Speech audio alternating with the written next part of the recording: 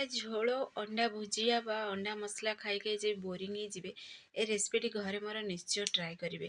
ଦେଖିବେ ନୂଆ ଶୈଳୀରେ ପୁରା ପ୍ରସ୍ତୁତ ହେଇଛି ରେସିପିଟି। ତ ଥରେ ବନେଇଲେ ବାରମ୍ବାର ଇଚ୍ଛା ହେବ ବନେଇବା ପାଇଁ। ତ ଫୁଲ୍ ଭିଡ଼ିଓକୁ ୱାଚ୍ କରନ୍ତୁ।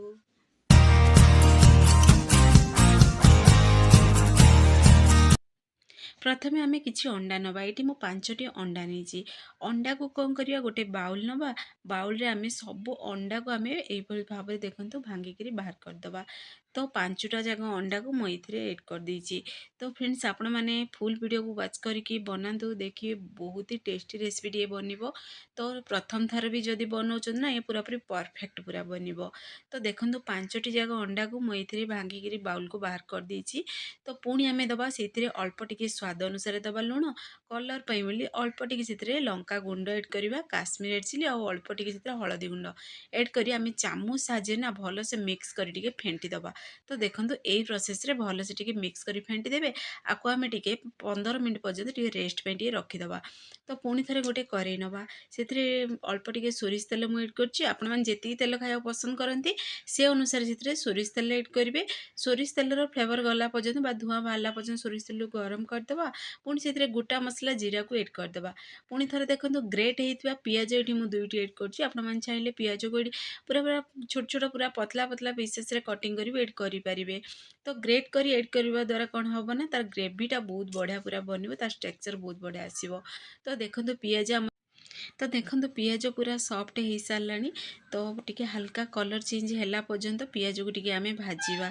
तो अल्प टिके सेथिरे आमे देबा पुणी थरे अदा रसुण पुणी कंचा लंकार पेस्ट ऐड करछि, गोटे चामच ऐड करछि। तो आपण माने जेति ग्रेवी बनिया को चाहुचंदी से अनुसार सेथिरे ऐड करिवे बा जेति अंडा बनिया को चाहुचंदी से अनुसार ऐड करिवे। भलो से टिके मिक्स करी अदा रसुण रो पूरा स्मेल गला पर्यंत टिके आमे कसी दबा। तो कसी हेई सारिबा परे एठी मु टमाट नेछि। गोटे टमाट को ये बड़ साइज गोटे टमाट को मिक्सर रे ग्राइंडिंग करी ऐड करछि। तो आपण माने चाहिले छोट छोट पीसेस रे कटिंग करी भी टमाटो ऐड करि परिबे। तो एबे आमे टमाट को ऐड करि सारिबा परे पुणी थरे टिके भलो से आकु मिक्स कर देबा।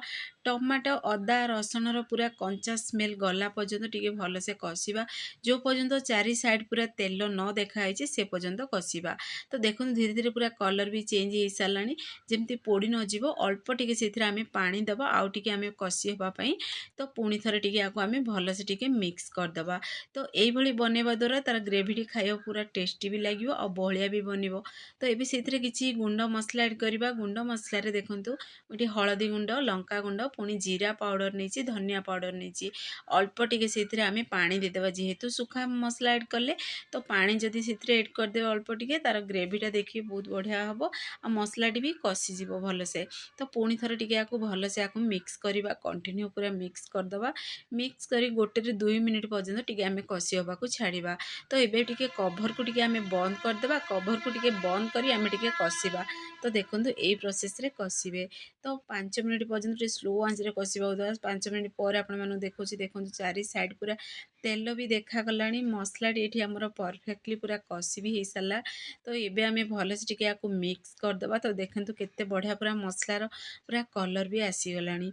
तो एई समय रे कोन करबा ना आपण माने जेती ग्रेवी बनिया को चाहुचंदी से अनुसार सेतरे पानी को ऐड कर दे। म एठी गरम गरम पानी ऐड करछि। पुणी थरे टिके भलो से मिक्स कर देबा। आपण माने चाहिले एठी काजू पेस्ट भी ऐड करि परिबे, फ्रेश क्रीम भी ऐड करि परिबे। तो एठी मु काजू पुणी क्रीम को एठी स्किप करछि। किंतु जदि क्रीमली टेक्सचर खाया को चाहुचंदी आ टिके टेस्ट बढ़िया को चाहुचंदी ताहले आपण माने एठी ऐड करि परिबे। तो जेती ग्रेवी दरकार से अनुसार पानी ऐड करि सारिबा परे आमे दे देबा सेतरे स्वाद अनुसार लूण।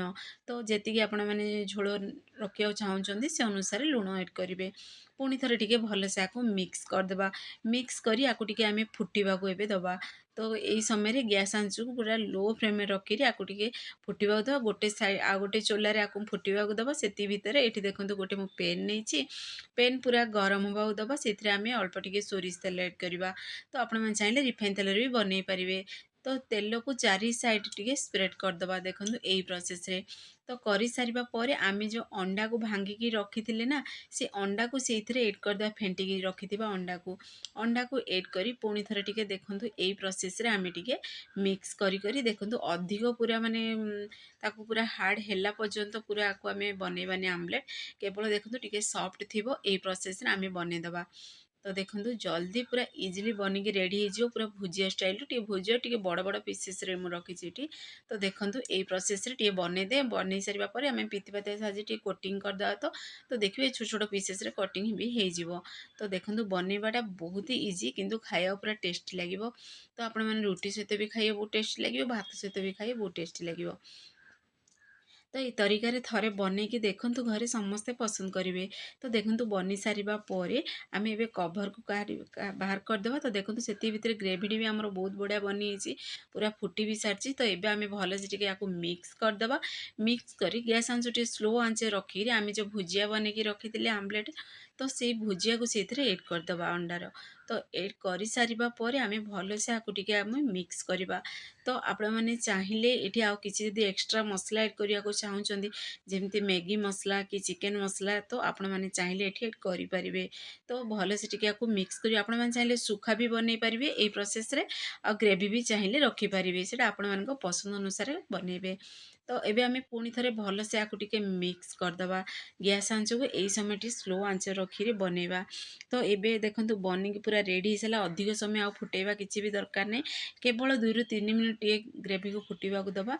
अल्प टिके ऊपर आमे सेथिरे गरम मसला ऐड कर देबा अल्प टिके सेथिरे कस्तूरी मेथी गरम मसला ऐड करि सारिबा परे पुणी थरे टिके भल से आकु आमे मिक्स कर दबा। तो देखंतु फाइनली हम रेसिपी टी पूरा बनिकी पूरा रेडी भी हिसलानी केते सुंदर भी देखा जाउची आ टेक्सचर भी बहुत बढ़िया पूरा आसी। तो लास्ट रे अल्प टिके आमे सेथिरे ऐड कर दबा और धनिया पत्र आ टिके स्वाद को बढ़िया पे। तो एटा पूरा पूरी ऑप्शनल अछि आपण माने चाहिए ऐड करिवे नले स्किप भी करि परिबे। पुणी तो देखंतु एई प्रोसेस रे टिके मिक्स कर देबे। तो हमरो बनिकी अंडा रेसिपी प्रस्तुत हिसाला फ्रेंड्स आपण माने जदि वीडियोटी मोर पसंद आसीबो ताहले सांग मानकु शेयर करंतु लाइक करंतु। तो चैनल जदि नुआ अछंदी चैनल को मोर सब्सक्राइब कर दियंतु बेल आइकन क्लिक कर दियंतु जहाँ फल मोर सब वीडियो नोटिफिकेशन प्रथमे आपण मानकु पहुँचीबो। मु एमती इजी इजी वीडियो नहीं आसीबी आपण माने देखिरी घरे निश्चय ट्राई करंतु। तो देखंतु फाइनली हमर प्रस्तुत हो सारा अंडा रेसिपीटी केते सुंदर भी देखा होची आउ तार फ्लेवर भी बहुत बढ़िया आछी। तो आपण माने घरे निश्चय ट्राई करंतु जानि परिबा स्वादटा केमिति एक्चुअली। तो देखंतु फाइनली हमर प्रस्तुत हो साची नुआ शैली रे। तो अल्प टिके आमे सजे दबा ता ऊपर कंचा लंका एडी पूरा फ्री ऑप्शनल अछि आपण माने चाहिए ऐड करिवे नले स्किप भी करि परिबे। तो आपण माने घर निश्चय ट्राई करंतु से पर्यंत रहउची पुणी एक नुआ रेसिपी आसीबी।